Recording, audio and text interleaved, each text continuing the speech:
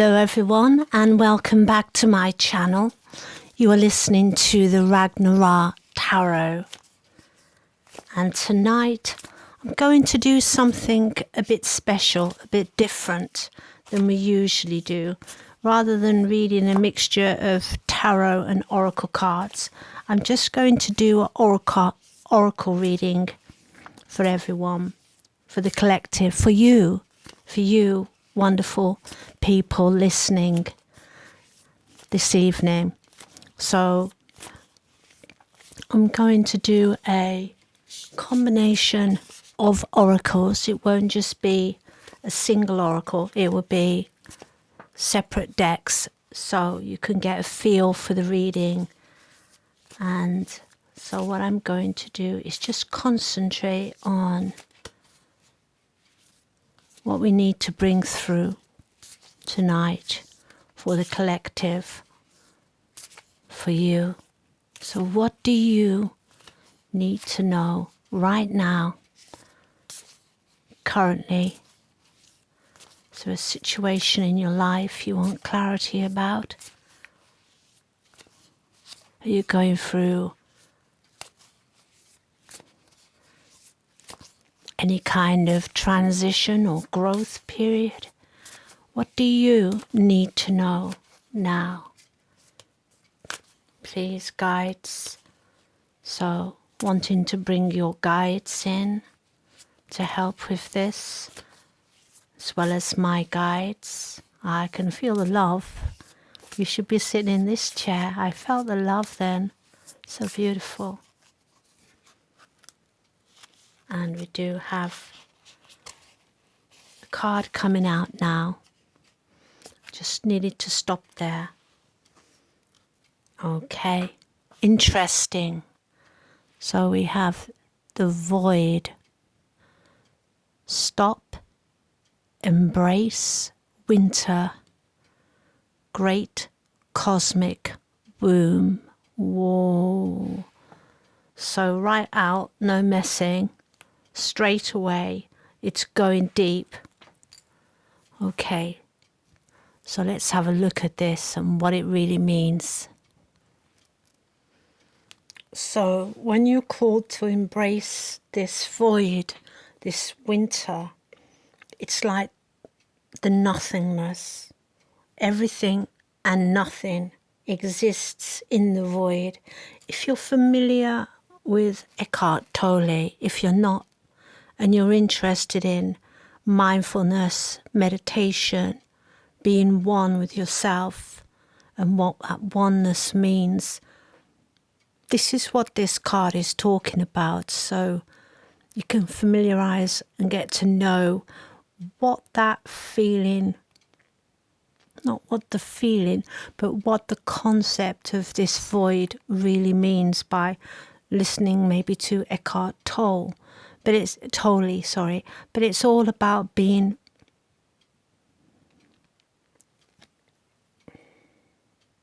in the now, not knowing anything, just being the stillness, being in the oneness of all things, where all things come from, the everything and where the nothing exists, the beginning and the end, the alpha, the omega.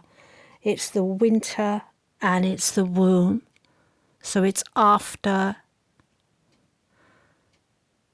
everything in life, in nature, comes to an end, and it's before birth. So it's the void in between that. Fertile darkness, where the things originate, everything, every thought, every life originates, and every seed grows. So it's both comforting because within it is pure love, and it's also kind of intimidating as well when you think of when your mind tries to think about what that is. Your mind can't conceive it. Your mind can't conceive a void because it always wants to know what's there, and it can't. So you can't perceive it with your mind. So the message of this void is surrender to the unknown. Allow the fertile darkness of nothingness to nourish the new seeds growing within you. So this is definitely a card of something ending here. And it's the card of one thing that's already ended.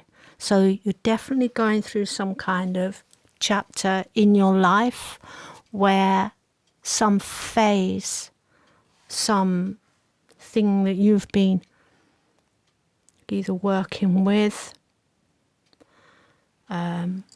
or has just been part of your life, that part of your life is over.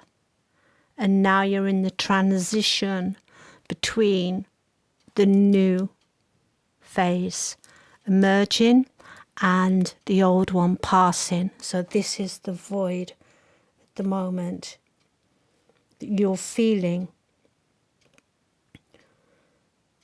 And it's asking you to surrender to that regardless of what may come after, whether that's daunting for you, scary for you, whether you're dreading what might come, whether you're just unsure. It's not time for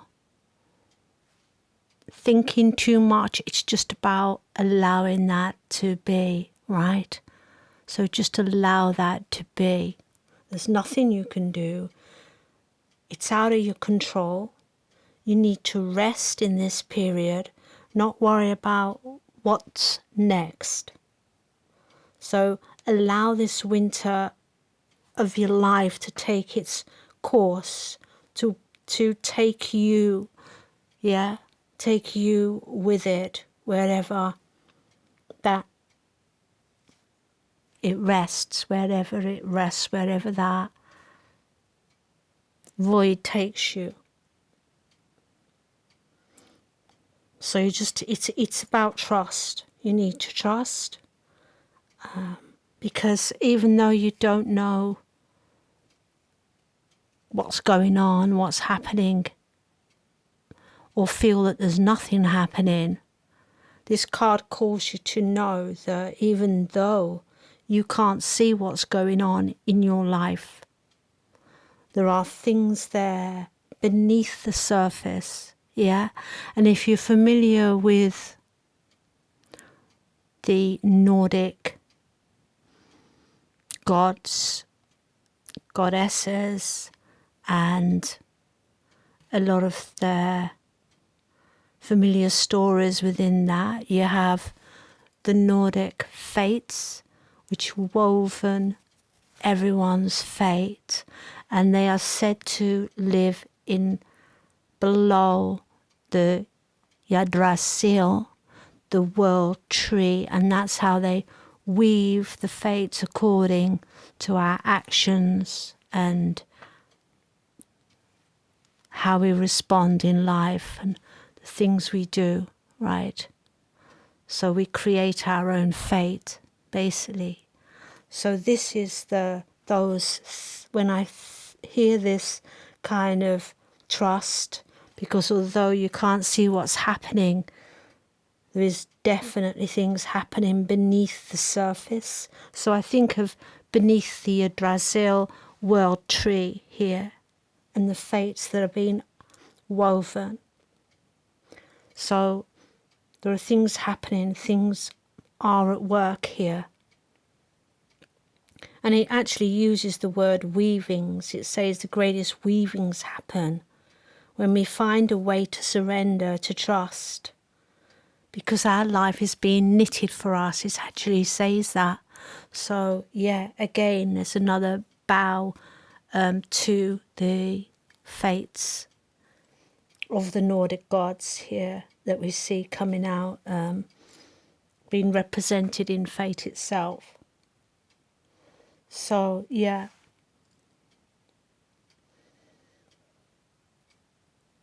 So it's asking you as well to let go of all that you know and all that you identify with. So this is a true void in your life, a period that you're going through. This is a a very specific message for someone here who's been asked to let go because they are going through a kind of moment before an emergence, a new birth, even an enlightenment for some.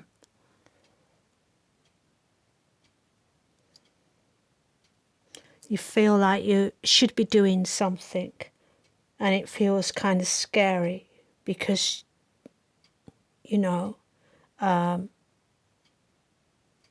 that's what we're used to doing. We're used to acting, but this isn't a card of acting. So you have to relinquish control, surrender to this mystery. It's the part of the mystery of your beautiful life. Okay, so how you're being called to surrender is the question that you ask of yourself. So that's that oracle reading. And now I'll take a look at some other cards for you. Okay, so now I'm pulling on the archetype cards, and these transition periods I've been hearing, listening to other people putting messages out on the YouTube with tarot readers, oracle readers, and there seems to be some flux in a lot of people's lives, difficult times, feeling that their difficult times are never ending, you know. And it's been very interesting that, I mean, I felt it, and it seems to be concurrent with quite a few people, quite a few people I've been listening to who have been putting comments out there, have been saying, you know, I'm glad I'm not the only person because I thought I was going mad. It's just been so difficult, or this period, or this. And I've been thinking about it, meditating on it. And I think that it's part of the ascendance of the planet at the moment, that in order for us to ascend with the planet's ascendance, with this new earth that's arising, we all have to be shook up a bit, and things have to be moved, changed, and our lives have to sort of fall apart to come back together. And I think this could be what's been going on for a lot of people here. And I think the more special, or I don't like to say special because it sounds like, you know, chosen ones and that kind of thing. But I think there definitely are select people on this planet who are here to drive that ascension forward. And I think for those people, they're having the brunt of all this because they have to have the strength to do this. They have to have what it takes. And so their life may go from, I mean, if you're my collective, then you're probably already a witch, you're probably already a psychic, you're probably already getting ready for that, or doing something in that. And I think that, you know, you've been called to just to do extra, to do more, or to open and receive more gifts. And that takes a lot of flux, a lot of changes, a lot of preparation. So yeah, that's the way I'm seeing this. And with people who are experiencing stuff, and some people out there and maybe not doing anything spiritual, but there's still more required of them, because it's got to be it has to happen when you think of it, for the planet to grow, for us to grow, we have to be shaken up a bit, and we have to expand, right? So yeah, so anyway, we have this Kairos out here.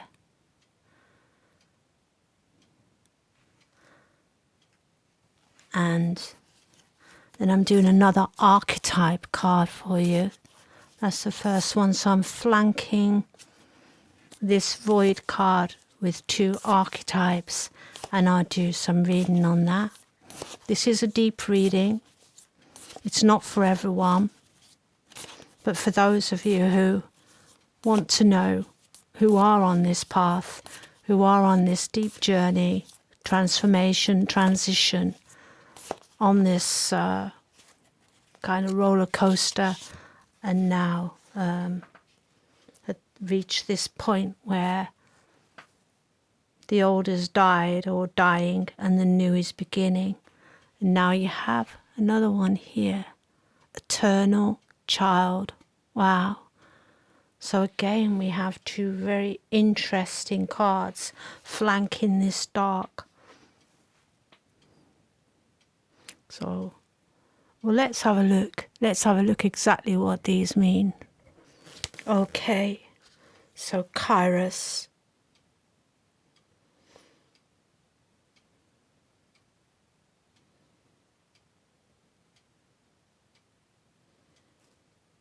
So what this is pointing to again is the experience of timelessness. So we have it twice here. We have the great void where there's no time. And then we have this card here, Kairos, which is the timelessness.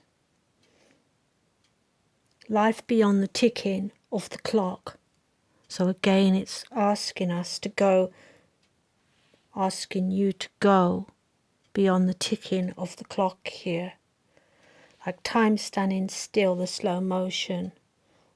Or when you lose track of time, it's asking you to see it as when you lose track of time, or when you're walking somewhere and you're in a conversation. It's what they call, or what is known as, this mythic time. But I don't like the word personally of time, because anything with time in it kind of gives the impression that it's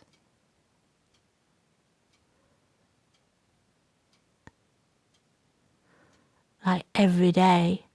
And I think timeless, no time, no anything, this is the kind of what it conjures up. But anyway, this timelessness is the territory of the Kairos. It's a secondary time continuum that goes beyond any earthly clock or schedule. It's a space where there is no time, non-linear. It's divine timing. And the single moment ripens with auspiciousness, and our actions change. The trajectory of our whole lifetime becomes a living thing that watches over us and tells us precisely when to speak or act. I don't really understand that concept, but divine time I do understand. So it's asking about patience again and precision, and not to be guided. Again, it's asking us for stillness. In this card, this is what it's speaking of, and it's saying, don't let the clock guide you here. You wait for this rush of inner knowing.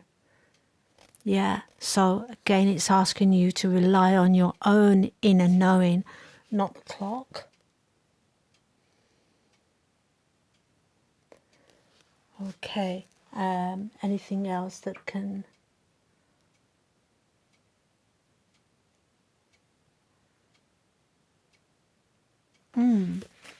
Interesting little note here. It says the word evil comes from the root word unripe. So consider that everything has a time of ripeness when it becomes a nourishing fruit, sweet to the lips. Interesting. I didn't know that. But there you go, a bit of English literature there. And the eternal child is next. When we look at this eternal child, it's a very promising picture and image. When we even see a rainbow there in the card.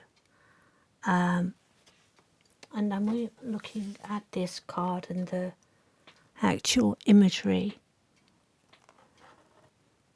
Yeah, the sun is the actual imagery of this in this center, in this purple, almost, I wouldn't even call it purple.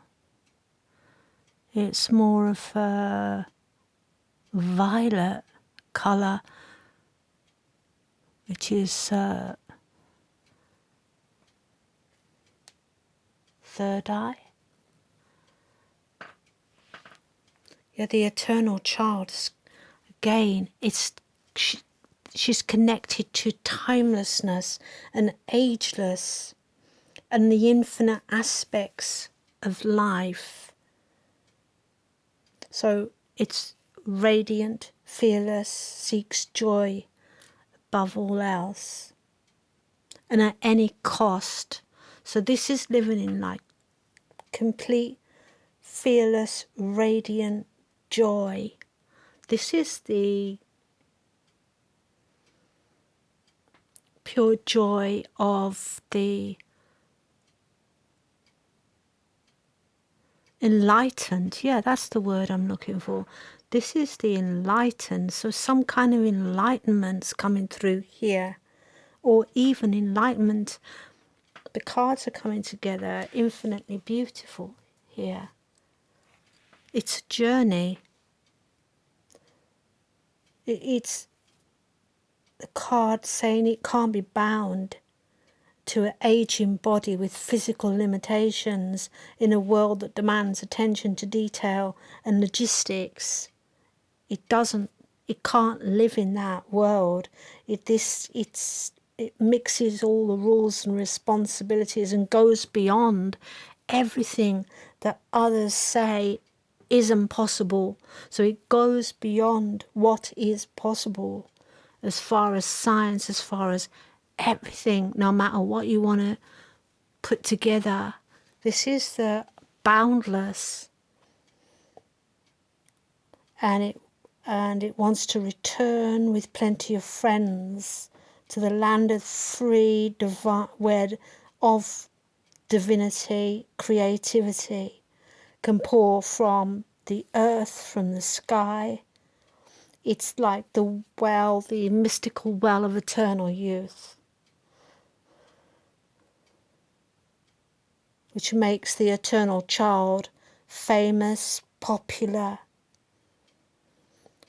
because it's of the possibilities, what's magical, what's precious, what's possible that exists within us all.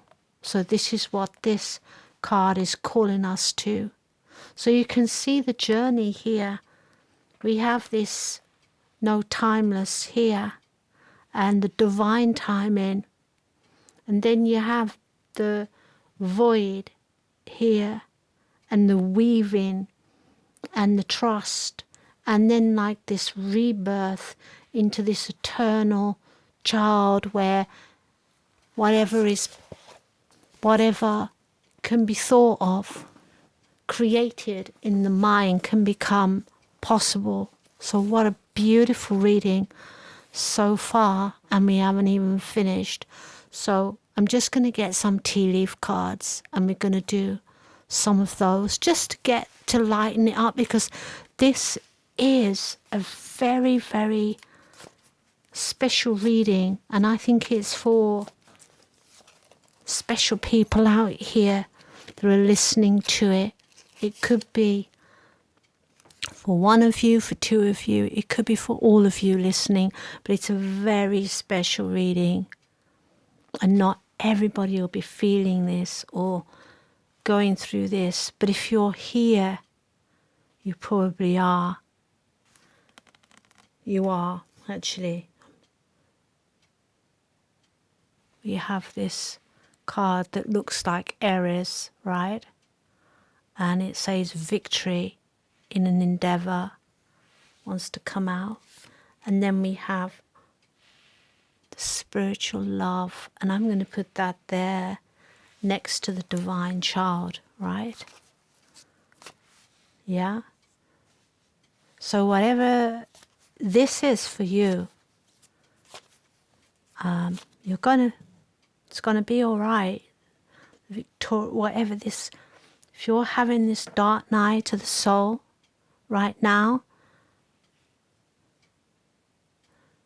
you're already going to be victorious. Whatever the hardships are you're suffering, whatever you're going through, it's going to be fine. It's going to turn out beautifully. And you have spiritual love. Good fortune here with Beetle. And now, it reminds me, yeah, I love that. Beetle. Yeah. I haven't actually looked at it or shown you. But you know what that reminds me of? The Egyptian scarab beetle. And look at the colour, it's like a greeny yellow. And around the borders of these cards is yellow. So it reminds me of, because it carries the dung ball like the sun round. It walks it round the earth like the sun in the sky. Well, not going round, the sun doesn't go around the earth, but if you know what I mean, like the sun, it carries the dung ball in a rotational trajectory round the earth. So it's related to the sun with the Egyptians. And we have a bag here. And it says something important. New job, raise. That just says money to me. Or abundance. So whichever way you want to read that. And shall we look at some more? I think we have enough here. We have the fortune, we have the abundance, we have the spiritual love, we have the don't worry about it card. Everything is going to be good, okay. And now I'm going to give you a reading from the shamanic medicine cards and see what you need to know here on the shamanic medicine cards. Okay.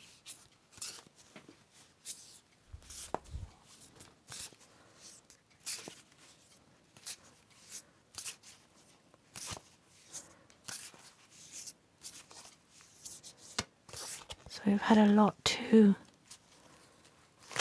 take in on this reading.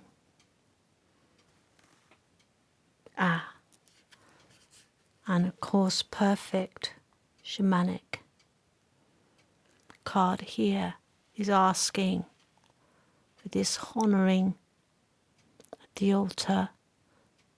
So to honour the process that you are in now, the gods that you believe in, that are part of this journey with you, or your ancestors, or all of the above. It's asking for honouring here. And I'm just going to have a look at that for you. So as part of this transition, you're already being assured. You're already being comforted, even though this period is not comfortable. And it's showing you the possibilities that this period in your life is bringing you with this eternal child, where everything is possible for you. That's how much magic and mystery and beauty and just divine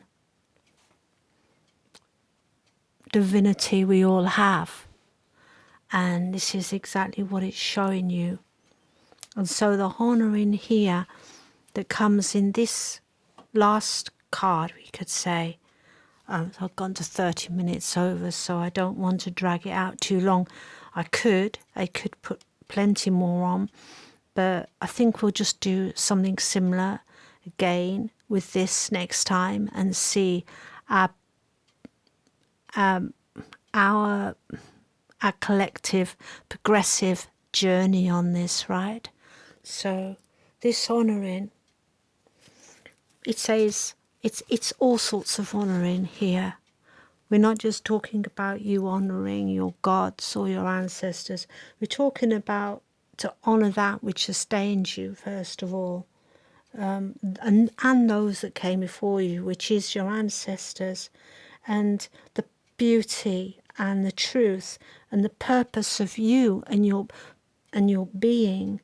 So I think with this transition, this void, and then this magnificent new colours you're going to be parading after this transition, it's about knowing your true purpose, knowing your truth, knowing your beauty, knowing your being, the harmony, and honouring all that, even the process. And it helps as well to balance you when you are honouring at an altar or in whichever way you do that. And it will help you maintain your balance and your serenity that you need to have at this time, this time in your life. It doesn't matter how you do that. You can do it as simple or as grand as you feel that you wish to honour these moments, this time right now. And honour the blessings and the gifts from your spirit, from the Mother Nature as well. And as I said, your journey. And you can put on that, if you do want to make up an altar, you can put crystals like I do here, almost like an altar, and my Buddha and candles. That is a real candle. It's just burning funny. It's burning straight down in the center, rather than out into. Yeah, it's burning very different to like my usual candles, which burn, and burn all the wax around it. It's kind of like isolated itself, so it's kind of in a funnel where it's just burning straight down. You can see there. I just tilt it. Yeah. Like a volcano.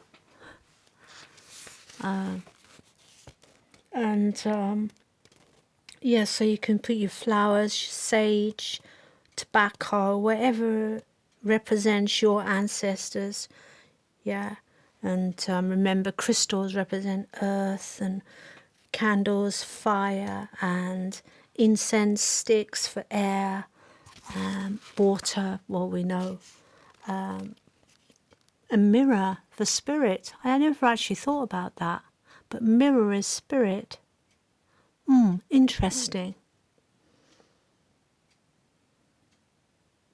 So yeah, so get in touch with reflecting on your journey, reflecting on this hard time, reflect what you've learned, what you've gained, and how you feel. Check in on yourself. Connect to these things. Especially if you're in a time of uncertainty or confusion. So it says that the altar's in honour to the Great Spirit, nature itself, to the shaman, So your own altar focuses you in prayer, in ceremonies. You can put your ancestors on there, pictures and artifacts, and it honours your own personal beliefs as well.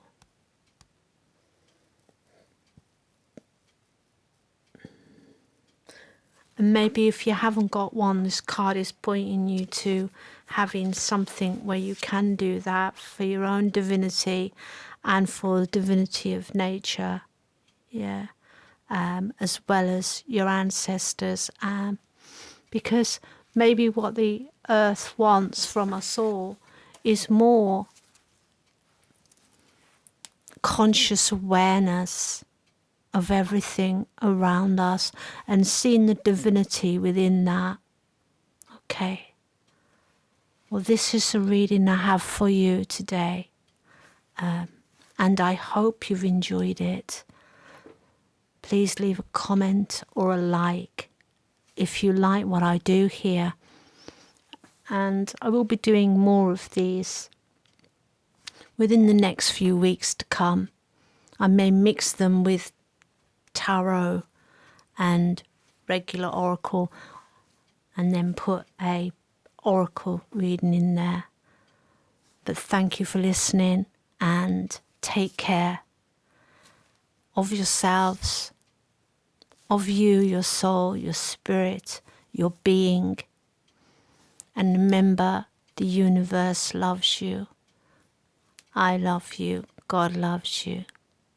Take care. Bye now.